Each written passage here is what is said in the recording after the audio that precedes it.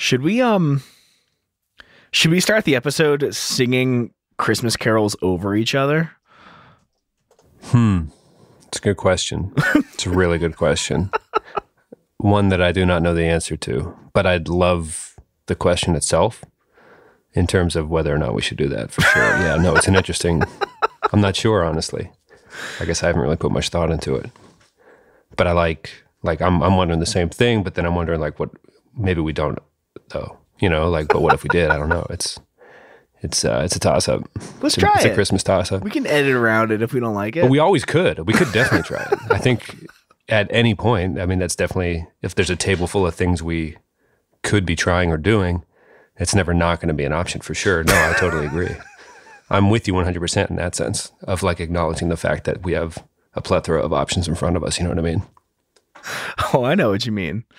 So, and the 1 and the 2 and the 1, 2, 3, 4. Yeah, that's exactly how we'd start it if we were going to do it. I mean, I think we're on the same page. I think we're right where we need to be. We're always in lockstep, especially when we're doing the show. As soon as that record button hits and the blinking starts, it's like you and I are just never not, we're not two ships passing in the night. We're two ships right next to each other, totally on the same page about everything, all always and forever. So it's just nice to know that we have that connection. You know what I'm saying?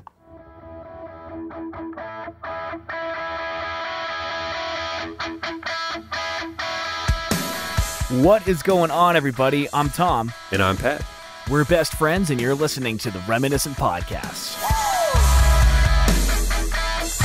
They say you can't choose your family. Well, you also can't choose which era of music you grew up in. This is a weekly show where we discuss our favorite bands from adolescence and how they continue to shape our lives today. Each week, we'll head back to the early 2000s and take a closer look at the cards we were dealt. Happy holidays, everybody. This is the Christmas song mixtape draft. There's going to be some hot picks in the first 2 rounds. I can already tell based on a little bit of research. Quick ground rules, though. 2000 to 2009. Can we agree on that? Yeah, when we were discussing a draft, I thought there needed to be some kind of tension. There's just way too many damn Christmas songs. None of them seem to be too original anymore, but I thought since the show does primarily center around 2000 to 2009, it really limits your options, and I thought that's a little more exciting than having the whole wide world at our disposal. So years 2000 to 2009 had to be released, which leaves off the entire Hanson Snowed In Christmas album, which was released in 97. I'm not really that into Christmas music, so that's kind of my go-to. I haven't ventured into much new music in the past, 20 years? So leaving that big one off the table. There's definitely some, I mean, we could do not a wall of shame necessarily, but maybe stuff we could definitely pass on after we record we'll save it for the honorable mentions, but there's some not great ones that has been released. So was it a great decade? We'll see. Was it an awful decade? Cases could be made, but I'm excited. You got some dice. Sounds like another rule. Can't have the same Christmas song twice, because obviously there's only a small pool to pick from. So you can't have 3 First Noels in your mixtape. Do you agree to those terms? I agree. Yes. Okay, cool. It shouldn't be that hard, but I was looking, there's a little bit of, obviously there's crossover, right? So sure. You and I can each have a First Noel on our mixtape, but okay. I couldn't double up and go well, we'll just get into it, I guess.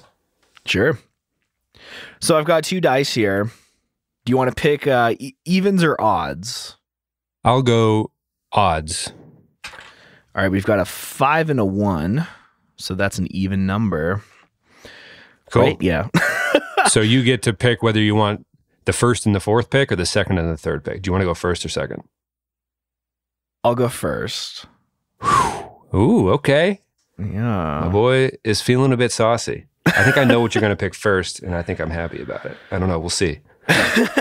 So, again, I'm kind of a Scrooge McAsshole around this time of the year. It is my favorite thing in the world to totally ignore holidays. So I don't feel a huge sentimental value with any of these songs. Has there ever been a time or a mix or Christmas specials on TV or little VHS tapes that have recordings? Has there ever been a time when you heard it on the radio driving in the car that Like, oh, this is a time of year at least. Like I acknowledge it and I'm in this headspace, or is it just doesn't register at all? I don't know. I think I'm just kind of like a nihilist with it. Like, they're like, oh, it's a time for joy and, whatever the song is. And to me, it feels very... That's a good guess. The word joy does come up a lot. I could tell you. It's a time for joy. That probably comes up. And there's probably a few. Oh, there we go. Yeah. Whatever. Not fear. But to me, it feels so manufactured. It feels fake. It's like, oh, let's be joyous this time of year. And like, well, do that all the time. Right. But growing up in Erie, I figured you would have at least enjoyed. There's going to be 8 to 9 months of snow, 7 to 9 months. And at least for a half of it, you get to like, hey, we're working towards something instead of like the January, February. There's a time when the snows seem to get less fresh and the roads are covered with that gray salt. Right. You know what I mean? Like there's definitely the February doldrums for sure.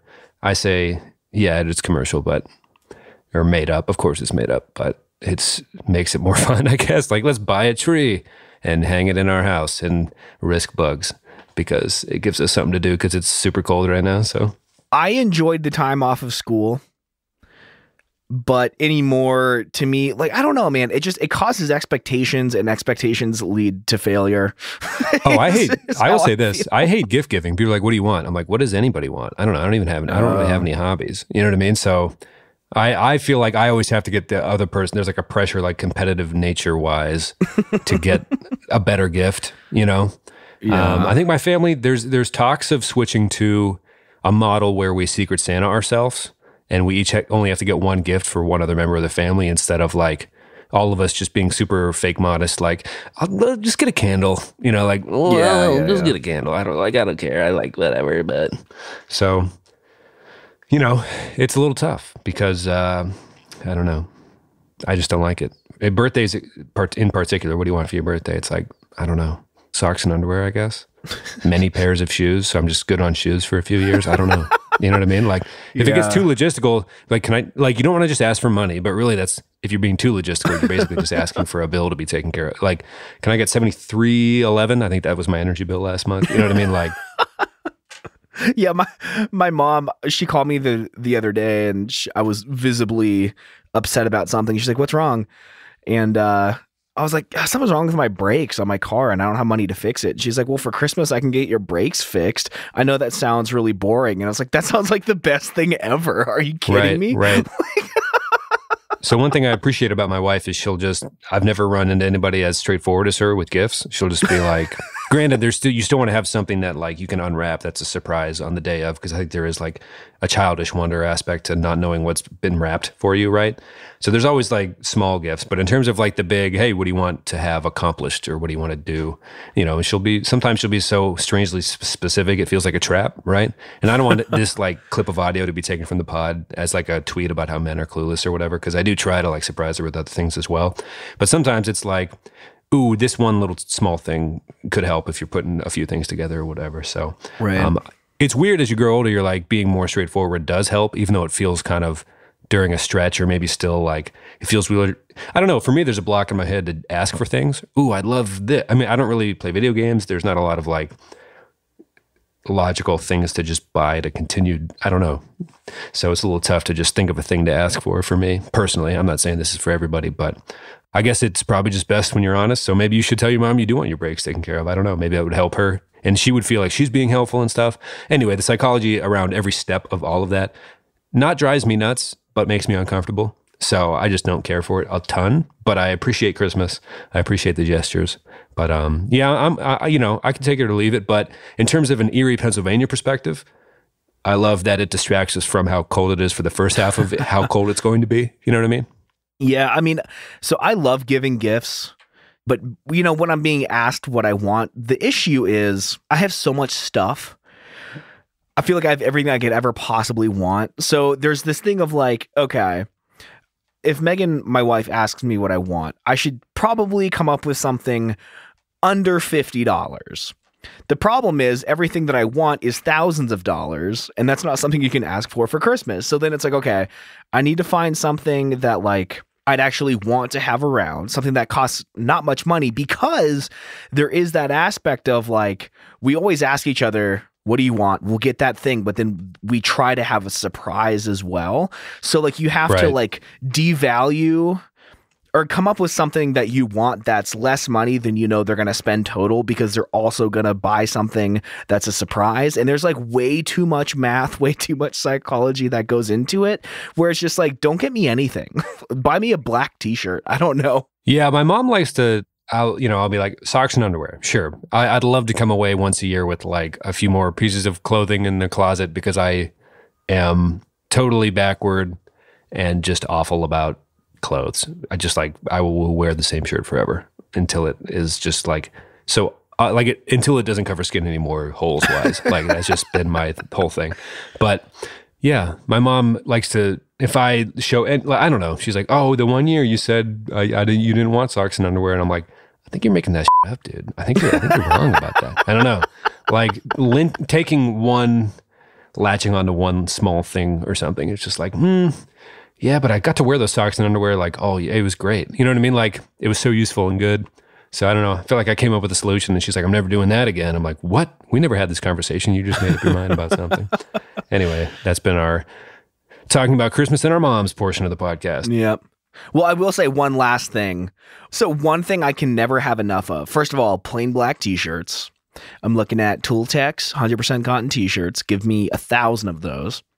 And smart switches or smart plugs, so that I can tell my Echo to turn lights on and off. I wouldn't mind replacing every outlet in my house with smart switches. Like, I will take an infinite number of those, or Hue light bulbs. Give me all of them. Like, that's just a safe bet. They're always on sale for Christmas. Get me smart switches and Hue light bulbs and I'll be happy. So maybe that's my socks and underwear. Socks are dope. You know, I don't own underwear. Been quite some time. Yeah. Probably just snip that one right out while you're editing. But you have the first pick. I'm very curious, because there's like it gets way less competitive after the first 4 I have at the top of my list. So I'm very curious to see where you go with this.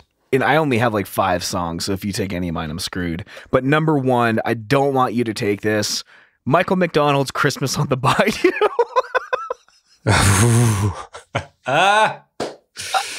Yes. No, I'm joking. Oh no. That was like we did a worst of the worst Christmas, like kind of the opposite of this show 2 years ago, I think, at this point. But we came up with the weirdest Christmas songs from the decade instead of ones we would want to hear. That was my favorite collection of words ever discovered, was Michael McDonald's songs from the Bayou. Anyway, you got me. Nice one. All right. So, God. And it's, by the way, it sounds exactly like you would think it would. Like, Michael McDonald's Christmas songs from the Bayou sounds exactly like it. Anyway. Oh, gosh. So this would not be my first pick, but in the spirit of competition, I'm going to go with You'll Shoot Your Eye Out by Fall Out Boy. Ooh, my boy. Because I figured of the songs that I have, that might be one that you'd pick. A little anecdote. I think we've told this every Christmas. I think this is our 4th Christmas episode. Yeah, it is. Holy shit. Our first show ever. So Pat and I, for newer listeners, we were in a band from 8th grade all the way through high school. I played drums. Pat played bass. And in our very first practices, in our very first show, which was in my mother's living room in freshman year of high school, we charged our friends $1 to come over and listen to us cover American Idiot and play 4 originals, I think. I think we played a Weezer song, and we played You'll Shoot Your Eye Out. And Pat sang, and at this point, we didn't know Zach had the voice of a fucking angel, so he was just kind of sitting back trying to be Angus Young, and Pat sang through a Fender acoustic guitar amp. And I don't know, there's something like, we were all, I mean, so young, so of course we weren't incredible at the time, but like also like wide-eyed innocent, you know, singing these songs in our living room. And I remember, I don't know, I just remember taking a break from the drums and hearing you guys perform You'll Shoot Your Eye Out, just being like, Dan, this is awesome. Like, this is magic. And that song's fun because it's Christmas and it's super emo. Merry Christmas, I Could Care Less, which we established the past 2 weeks is grammatically incorrect, but whatever. Yes. It's worth noting in terms of like probably one of the better, if we're talking the genre specific that this show's based off of, best Christmas originals from the decade. There weren't a ton anyway. Right, but yeah. Yeah, mostly people just pump out distortion-based versions of the classics. But it was a good effort in terms of one of the, probably the only notable, not the only obviously, but I would say one of the heavy-hitting, originals from Fall Out Boy there. So I like the pick. I think you're going to be upset by what I come back with in the second and third slot, because you opened up the whole, the game's just changed now. It's just different. So, all right. You get 2 picks now. Ugh. All right. 2007, Have Yourself a Merry Little Christmas by Relient K. That was definitely on there. That was one of the top tier. I had like probably too much research on it goes down to some of the obscure ones. Maybe we have to go deep so we can get to the obscure ones, because I'm afraid we're going to stop before we even get to some of the fun ones. And when I say fun, I mean even more obscure and weird than Michael McDonald songs from the Bayou. But no, just kidding. That's the weirdest and the best. Always in our hearts. What did that dude say on that TikTok? Or no, the cameo where she broke up with the guy. She got the lead singer of Sugar Ray to say to break up with this guy, and he opens up every cameo with no longer on the charts, but always in our hearts. It just was hilarious to me. Anyway, I'm gonna go my number 3 pick, Taylor Swift's Last Christmas Wham cover from 2007. 2007 was probably the best year of the decade. Wow, Taylor Swift's Wham cover. Yeah, Last Christmas I Gave You My Heart, and the very next day you gave it away. Damn. Did you have that on your list? I didn't. It's funny. I knew that she had a Christmas album because my old band, The Good Fight, did a cover of Santa Baby that was an interpretation of Taylor Swift's cover of it. But it totally slipped my mind as I was prepping for this episode. I don't know. I don't know many of the songs anyway, so I can't say I would have had any Taylor Swift songs on there, which is a GD shame. Yeah. Well, bummer. Okay. That's how it be sometimes. Okay, so I get the next 2. Yeah. You finish out round 2 and then start round 3 here. Gotcha. Okay. Boy. Also, real quick, while you're thinking, Relient K, that Let It Reindeer, or sorry, what's the name of the full album? Let It Snow, Baby, Let It Reindeer. It's criminally underrated or not talked about enough or something. I just feel like it's more beautiful. It's not just, a lot of this is people just putting distortion and just letting it rip. Like, hey, this is a punk version of X, Y, or Z. But it's gorgeous. It's beautiful. It's very pleasant. It's a good Christmas album. Like, for Christmas album's sake, not just because it's a band we like doing it. I just wanted to say that. That's all. It deserves to be said in a more eloquent way by someone more eloquent than me. But yeah, it's a good listen. I just listened to it kind of for the first time, really sitting down with it like in the last few months or so. But yeah, it's tremendous. Good work out of them. It's so good. Like, it's my go-to Christmas album. And that's why my second pick is going to be Angels We Have Heard on High by Relient K off of that album. It's such a good song. Like, they do it so well. And I remember we used to have a Christmas talent show in high school called the Rudies. And I was like the one drummer in our class. Our friend Sam played guitar. You played bass. Our friend Adam played guitar, and our friend Doug sang. And I remember like working on Doug for months. Like, I want to cover Angels We Have Heard on High. And he would not do it. He was like a good singer, but he was like terrified to sing in front of the school, I guess. I don't know if he was trying to. Yeah, I thought it was Eric Adamus after a while that ended up ultimately singing at the performance. He did. I can't really remember. He did. We'll have to get back to that later, though.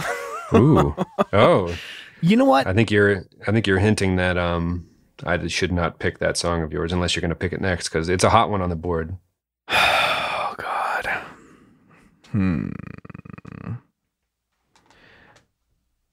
I'm stuck between trying to play the game and trying to pick what I really want.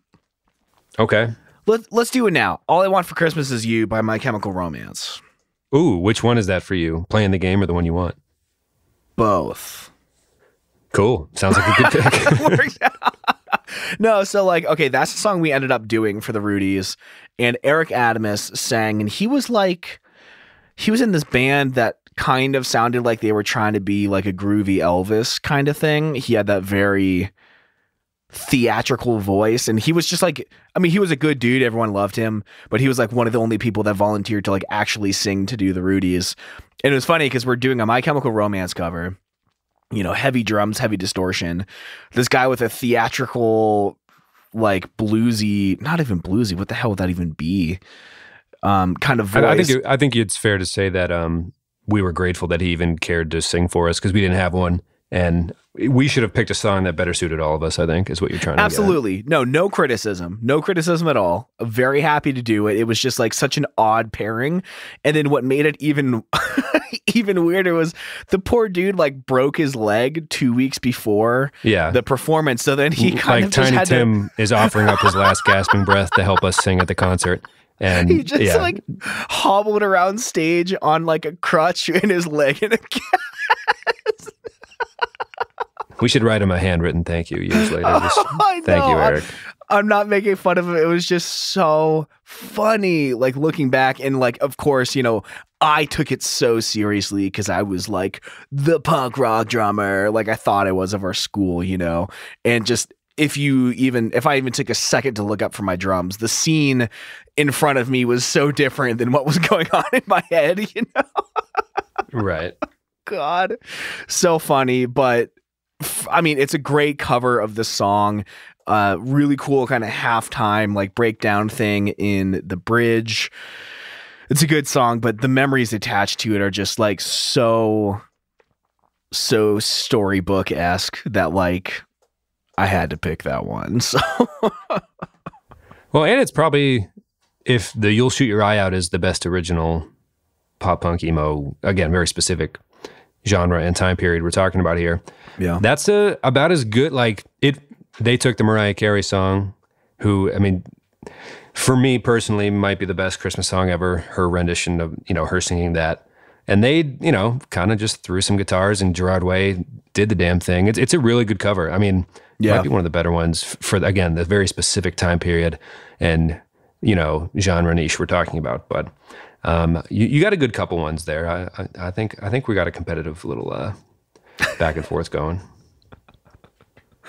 This is where it gets weird though, because I feel like the top 4 or 5 are off the board at this point. Yeah, no, there's some heavy hitters, and I think a lot of this, like people who are into the same stuff or like have listened to the show for a while, I think it's pretty obvious what we're gonna pick, but that makes it fun, I think. Well, here's one from. Let's see. I don't want to. How many are we doing? 5 or 7? We can do 7. I don't know if I'm going to have 7, but okay. Well, there's a difference between ones I want to make known and ones I want on my mix. Sure. Let's do this. Sixpence None the Richer. They sang "Kiss Me," right? Okay. In 2008, they came out with a Christmas album, and if you wanted a Christmas song that sounded as close to this 90s smash hit "Kiss Me" as possible, their rendition of Silent Night would probably do it, because it's very them and dreamy. And that's, Jess and I were talking about this the other day, like "Kiss Me" came on the radio or something. It's like, man, what a mystical, awesome lightning in a bottle song. Like, so good. Anyway, yeah, so they covered Silent Night. It's as close to their magic as they could get for doing a Christmas album. Pretty voice, nice instrumentals and stuff. So nice. I'll pick that one. It was nice to hear from them, you know, like, cool, good for you, Sixpence None the Richer.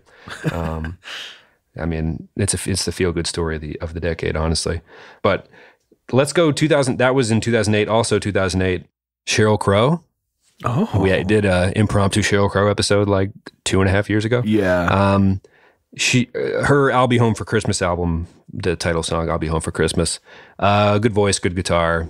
I think if you listen to the show, the few of you that have been around for that long know that we're huge fans. So, yeah, I'll take her rendition of "I'll Be Home for Christmas."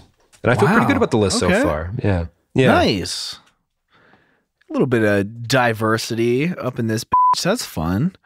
Well, we can't just pick track for track the Relient K album. So which I was super tempted to. Yeah, no, for sure. We're starting to get into the weird zone, though. If we go deep to 7 or some of the, I mean, not even, I didn't even put the Bayou on here, but I'm tempted to see where you go. Okay. I Won't Be Home for Christmas by Blink-182. Did they do a straight cover of that song? It's, or is it an original? It's an original. It's off Take Off Your Pants and Jacket. Oh. Is it a bonus unless track? I'm like totally not remembering this correctly. Yeah. I feel like maybe I've heard it. Is it one of those Take Off Your Pants and Jacket bonus tracks? Ooh, is it a bonus track? I don't remember. It's well, I guess it's not cool to freak on Christmas Eve because the cops came and arrested me. They had an unfair advantage, and even though the jail didn't have a tree, Christmas came a night early because a guy named Bubba unwrapped my package. That sounds right. It's weird because the memory of that song seems like a weird dream I had, but it's definitely a song I remember. Yeah, 2001, off Take Off Your Pants and Jacket. Do you think it's weird that even some of the bands for the, genre we do the show about, is it weird to you that everybody in the industry takes a swing at doing this, even though if it's not a good fit sometimes? Like, I was looking through these lists and, some of these things, I'm like, how did this get made and why? Like, we're not going to pick, neither of us are going to pick, so I'll just pick on this one. And, whatever, Jessica Simpson is whatever. But her album, which was Rejoice, the album, but Rejoice was spelled Regoyce. I just don't think it was a good idea. I just don't think it was a good use of anyone's time. Even The Fray had one in like 2009 or something. And just that dude's voice when he's not singing about, I guess, cable cars and death, which are the two songs his voice kind of fits. It just trying to sing Away in a Manger, and it's like, I don't know, man. I just don't know about any of this, really. But it's weird, like Blink, it's a classic because it's a band we love. So you're going to be aware of it, and you're going to know it and love it and enjoy it and think back to when you first heard it. But is it weird to you that they even did it or tried it? No. Oh, okay. That's fine. That's fine. Moving on. Do I get another one? Yeah. Right? I close it out. Okay. Close it out, or are we going 7? Do you have? We're going 7. Do you have? We're going okay, 7. Cool. Because of that, I don't think you'll pick the other two. I'm just going to double down. Happy Holiday, You Bastard by Blink-182. Not really a Christmas song, but I think, can we get the judge's ruling on that? I'll allow it. Yeah, I mean, you're drifting further and further from the Lord's light with every pick. But are you looking at that Chris's Spotify playlist he left in your comments the other day? Oh, you know what? I meant to check that, but no. Okay, because so far we've hit just about every song he made in that. Oh, did it really? Yeah, my buddy Chris, he's a huge pop punk nerd like we are, and he did 2 years ago a pop punk advent calendar, which is amazing. Oh my God, I forgot about. Oh, jeez. Oh man, there's a lot of good stuff in here that I absolutely. Damn, he's got some good picks. We'll put a link to his Spotify playlist in the show notes. I think he ruled ours. "Happy Holidays" "U-B Word" as a holiday tune, which I don't know if I agree, but I'm willing to let him be the judge and give it a thumbs up, if only because I get to choose more songs that I want for mine. Okay. Yeah.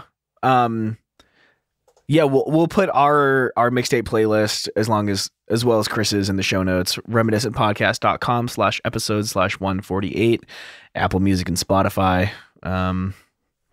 But we still have a few more to go, so let's do it. Okay, can we do a quick thing? 2 neither of us are going to pick, but that have respect that we should be putting on these names real quick. Here's the problem, Pat. I have 2 more songs to pick, and I only have 2 more songs that I know. Okay, why don't you just pick them, and then we'll walk through, or can I just, is either of them Josh Groban or Clay Aiken? No. Okay, then we're going to do a quick fast facts, because I wouldn't choose these for my own, but they need to be talked about. Is that fair? Or just let me make the case. In 2007, Josh Gosh Darn Groban released an album called Noel, right? And I wrote down Silent Night off that record, but it could have been any of them. Just a quick snippets from the Wikipedia page. According to Billboard, Noel is the second best-selling classical album of the 2000s decade in the U.S., behind Groban's own album Closer. Oh my God. In that specific classical genre, he just doubled down and beat his own record. Like, he's just like, I'm trying to think of an athlete example, but Shaq in his prime, maybe it's just like nobody was touching Grobes at the time. And that's a testament, right?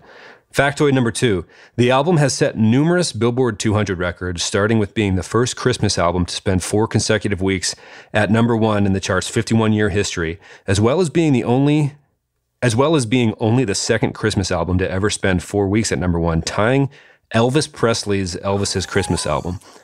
Which, okay, if the point of the show is to make a case for the decade, we get Grobes, and that's important. That's an important distinction. Grobes we get to claim. His Noel came out in 2007, and yeah, my boy went up and tied Elvis, some Elvis Billboard records. So it's an important thing. Am I going to listen to it every Christmas? I am not. But the dude put up some serious numbers, and you got to respect it. That would be my argument number 1 for him. Wow. Any comments on that? That's wild. I'm glad that we have that claim in our decade. Yeah. It's and also Josh Groban plays the funniest roles in all of his acting gigs. He's a very charming guy. I love that dude now. Like in Glee, he was hilarious. He was Andy Bernard's brother, Ed Helms' brother in The Office.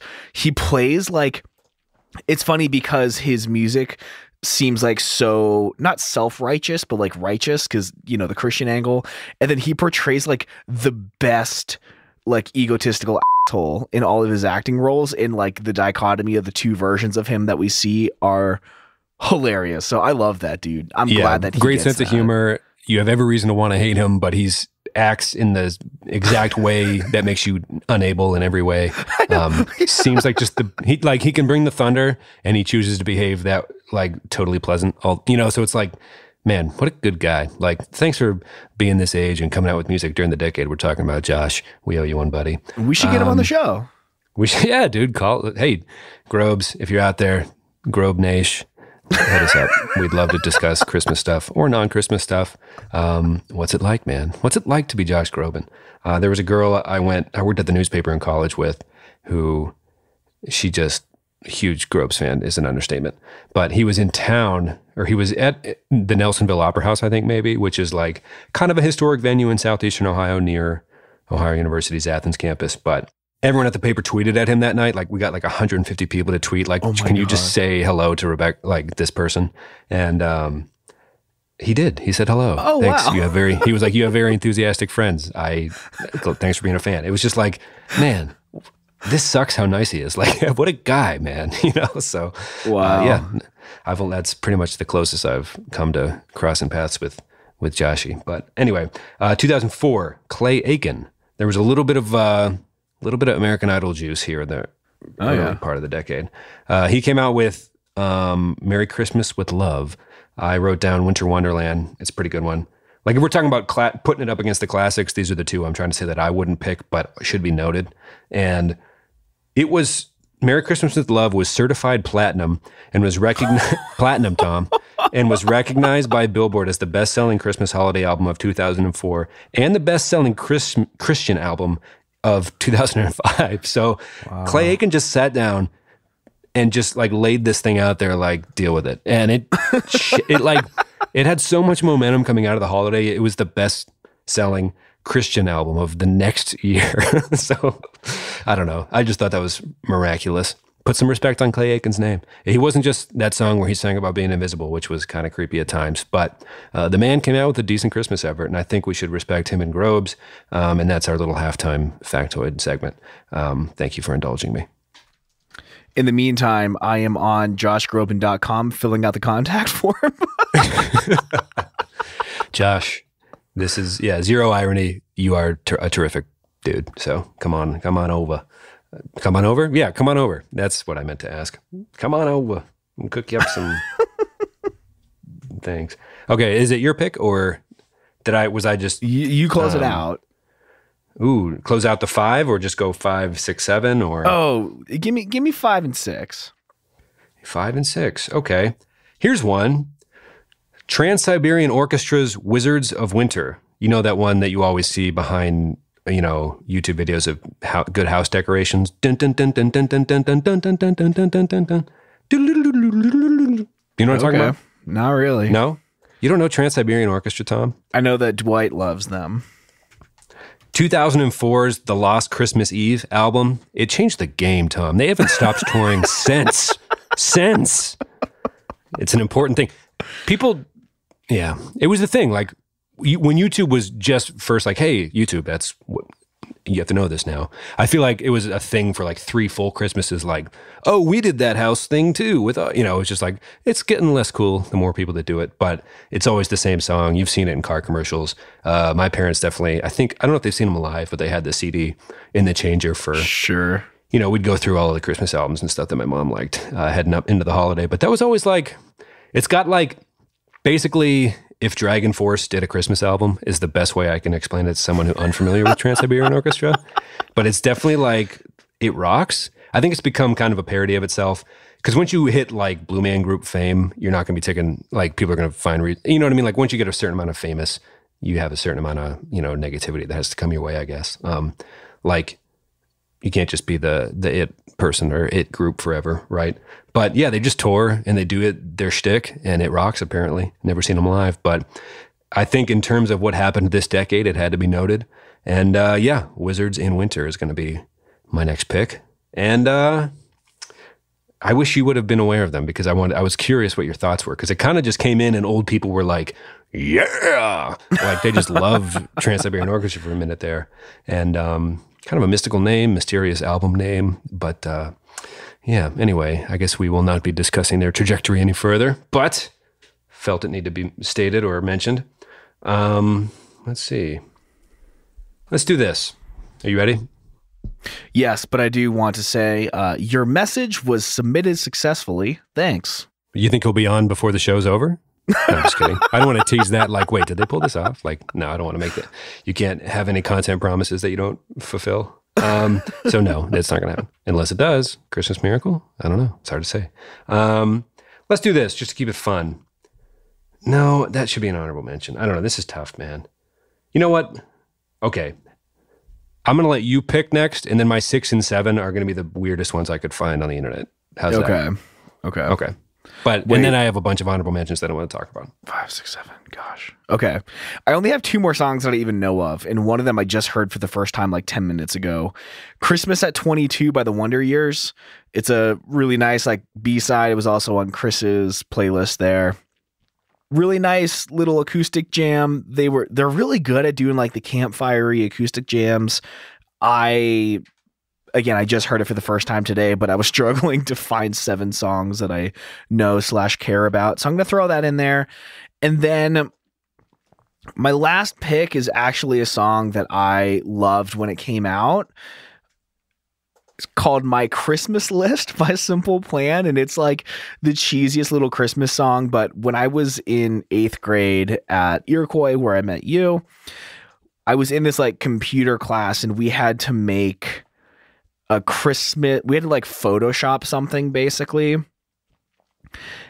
for Christmas. It was like the last class before we left for Christmas break. And I remember like struggling to figure out how to use this program. And I made this thing of Pierre, the singer of Simple Plan, like bursting out of this like sack of presents singing. I forget what the lyric was, but like I was struggling to get this thing finished and I printed so many different versions of it. Something kept like being wrong. And like the teacher was like, all right, Tom, like Christmas break, let's leave. This assignment doesn't mean anything. I'm like, it has to be perfect. And like made her stay late so I could print out this dumb little 8.5 by 11 piece of paper.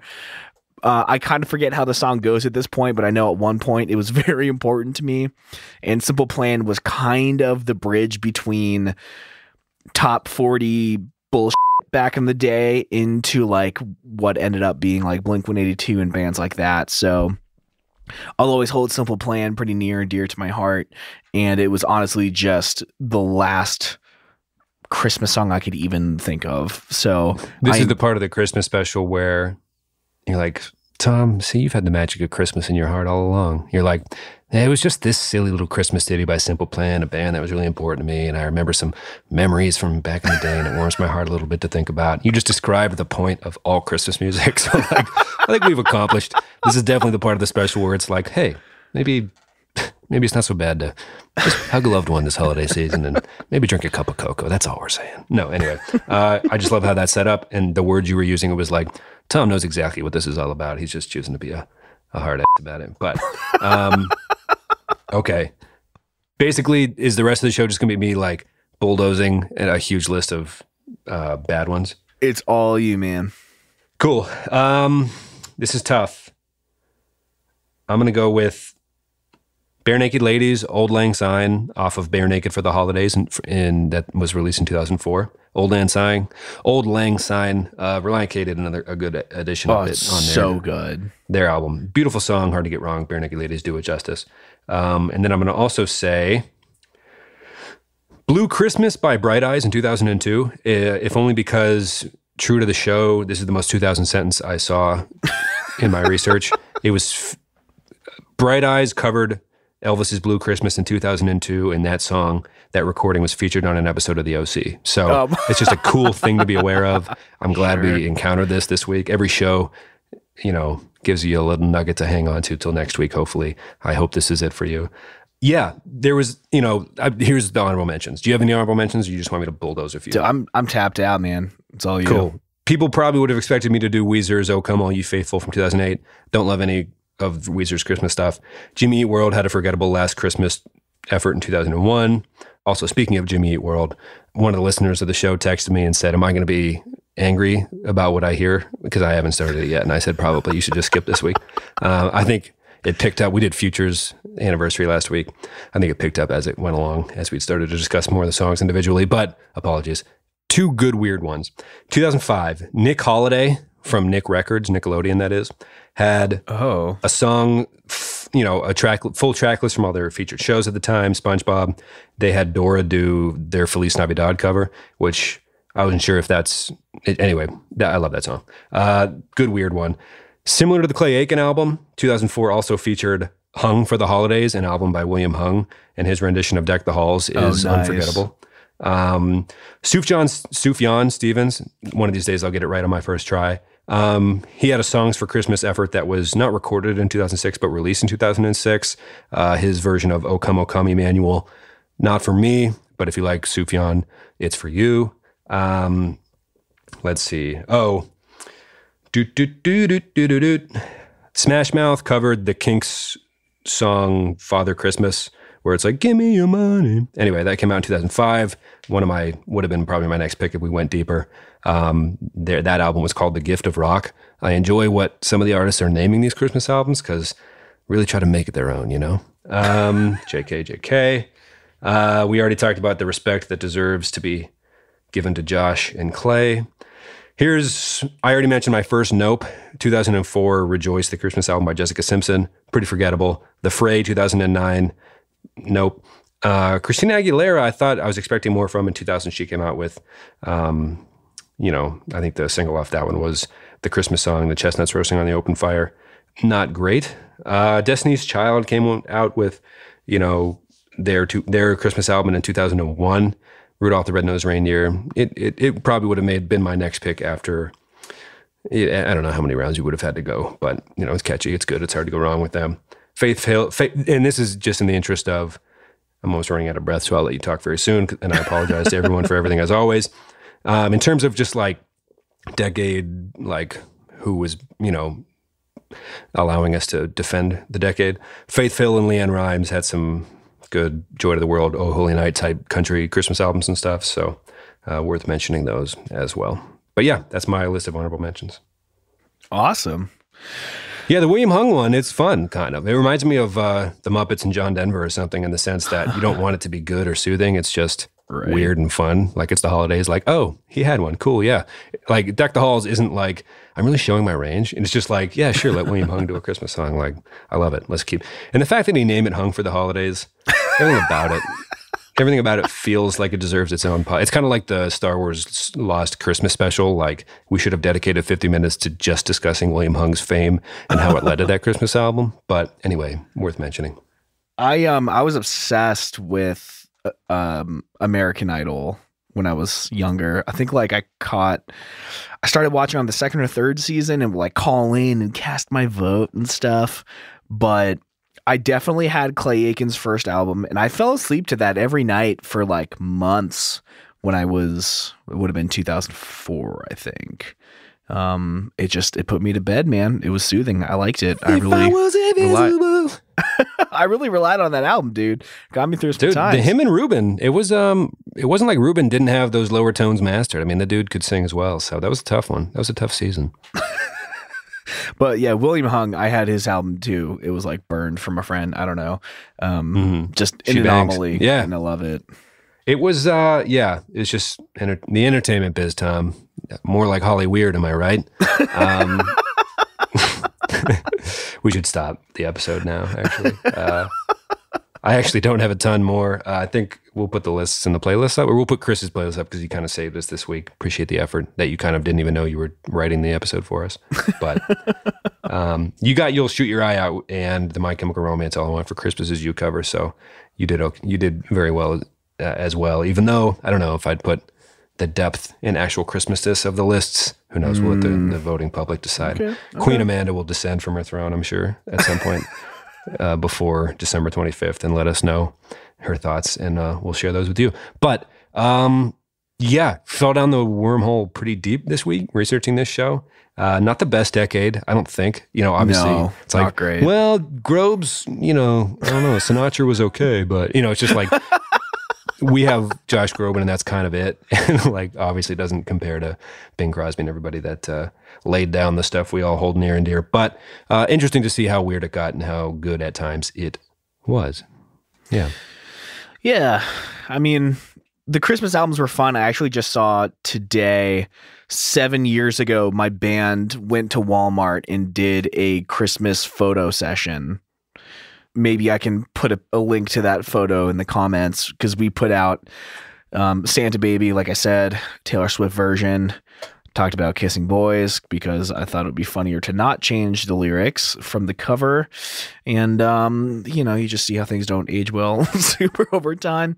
But it was interesting. Weezer came out with that Teal album. Here's my, Pat figures out how to talk about Weezer in the last 10 minutes of every episode.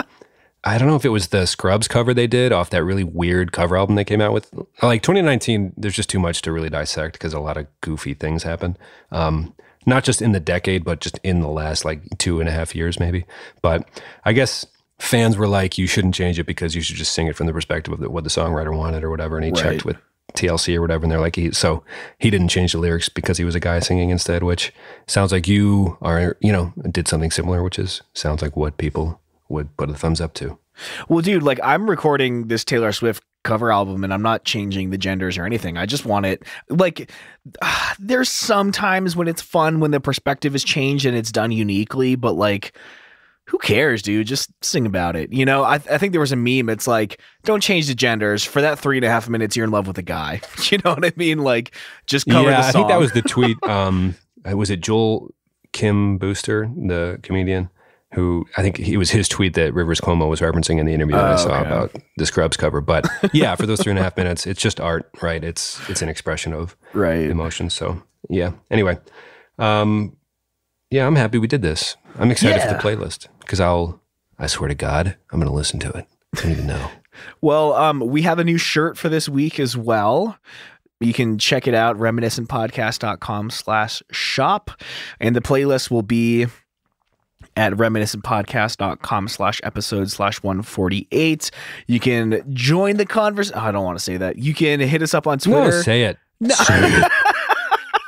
That sounds so dumb. You can join the conversation on Twitter @_reminiscentfm. All right. I like it. That's where the tribe hangs out. We're gonna smash that subscribe button now. Break your phone. Yeah, you know what? Tell a friend, man. Word of mouth. Actually, I was looking at our analytics the other day, and like we have a pretty steady amount of listeners, and it's saying that 40% of our weekly listeners aren't subscribed to the show. I don't really know how that works, how you keep getting the episode without being subscribed, but just subscribe. Hit that subscribe button. And it really is part of my daily routine. Like, you go and delete the email, like maybe once every 4 years, I'll actually subscribe from all the emails I don't want, or like actually hit unsubscribe. But I feel like it's kind of easier to hit subscribe to all the podcasts you might want to listen to. And then you can just in the morning delete the ones you don't want to hear that. Because every morning I kind of enjoy waking up with a new batch of things to listen while I walk the dog or go to the grocery. You know, it's kind of part of the daily routine. Like, you don't have to rely on, I guess, traditional radio if you have enough in your feed. And you can always delete, but you know, we want to pop up in your feed on Friday mornings, heading into the weekend travel, drives, anything like that. Yeah, just hit subscribe and tell a friend to as well. That'll be your present to Tom. Needs, we're not selling his feet pictures anymore, so we got to just play it straight and ask you to tell a friend. That's not to say that I wouldn't again. Right. But, well, separate email account. There's the whole thing. Let's give our song of the week and then get the flip out.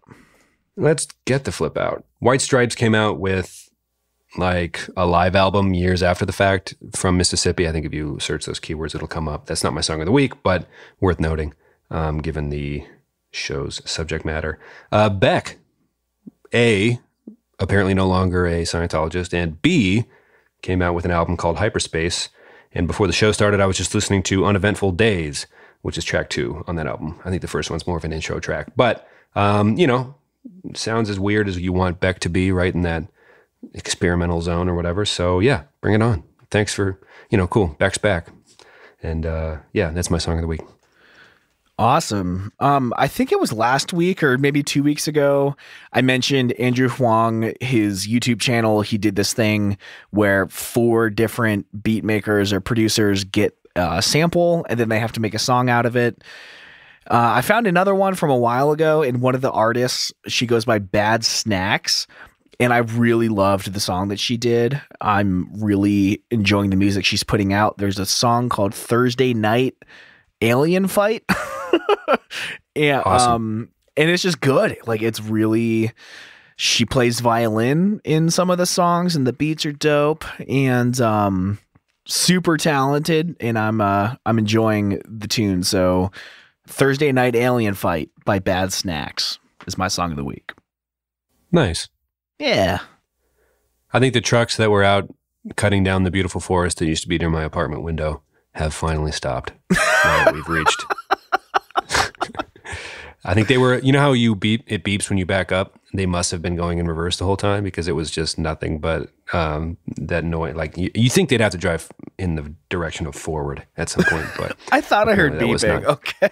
See, I know. I mentioned it before the show started, but you didn't seem too concerned. I'm like, all right. So usually if I I don't know, breathe or something, you're like, hey man, easy. I can find the frequency and notch it out, I'm sure. Oh, really? I'll do my best.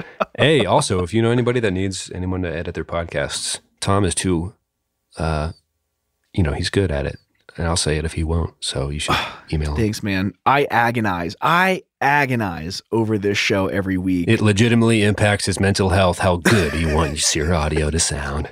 Dude, I've shed tears over it sounds like shit. Yeah. People are like, yeah, I put my blood, sweat, and tears into this company, and Tom legitimately has put all those things, whether it's healthy or not for him to continue on this way is a different discussion maybe, but he's good at what he does. Let's put this one to bed, eh? Hey, sounds good. Oi. Hey. Well, I love you, man. I didn't know if I said it last week, but thankful for you and the show and all of you. Thanks for getting at us on Twitter and everything. Yeah, happy holidays, whatever that means for you. Hopefully this helped you through an oddly long train ride, or automobile ride. So, yeah. Love you, man.